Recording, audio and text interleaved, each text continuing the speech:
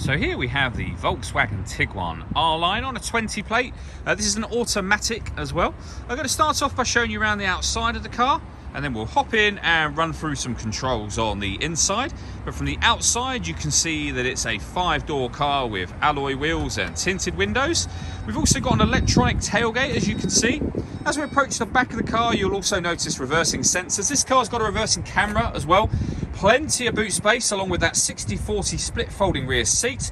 And underneath this tray section, a space saver spare wheel. Okay, so we're just going to work our way back round to the front of the car, and then we'll hop in and run through some controls on the inside.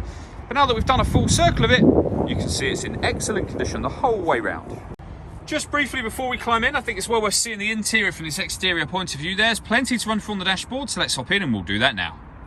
Okay, now that we're inside the car, we're going to start with the dials. On the left-hand side, we have the rev counter, and on the right-hand side, we have the speedometer. We also have a digital readout for the speedometer beneath that, and a digital readout for the speedometer in the center, although you can change that information for various different menus, from your navigation, audio, phone, vehicle status, driving data, which is where we started. You can have any of these pieces of information displayed up there should you wish to, and you will remain, or the digital readout and the speedometer on the right hand side will remain there. You can see the total miles for the car in the bottom center as well. They are 3,328. If we back out to the steering wheel, on the left hand side we have cruise control and speed limiter. This button in the middle here, give that a push after you set cruise control, and this car is able to maintain its own distance between itself and the car in front, both speeding up and slowing down automatically depending on the car in front's speed. We've done a video showing how this works that you can find on our website and on our YouTube channel as well. Over on the right hand side we have the stereo controls and the buttons I was using just a moment ago. Over in the center is the stereo itself. So this is all touchscreen. This is also where you will pair your phone.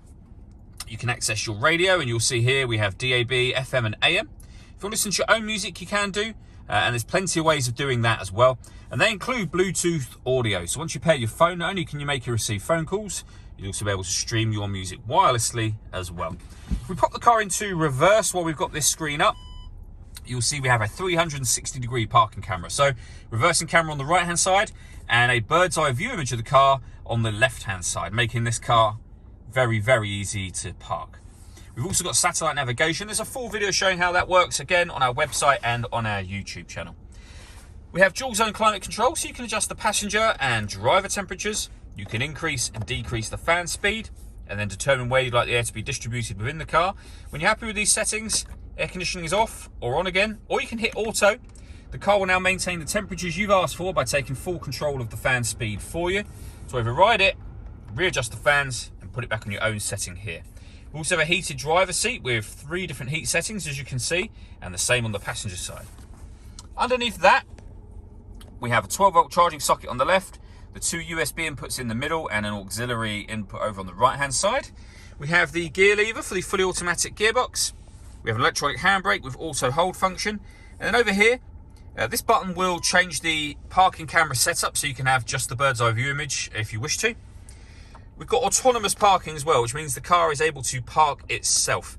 So I'll give it the button a push. Up on here, you can see it's giving you instructions to move forward. When it finds a space, it will tell you what to do with the gears and when to accelerate and brake, but it will do the steering for you. And again, we've done videos showing that working, and you can find those at the same places.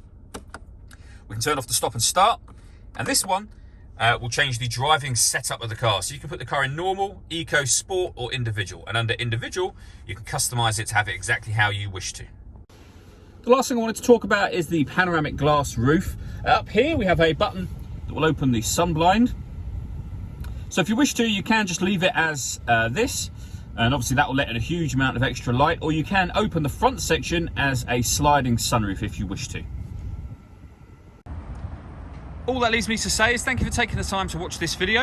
If you'd like to come and see the car in person and have a test drive, please feel free to call any of our MJA sites. We'd love to hear from you soon.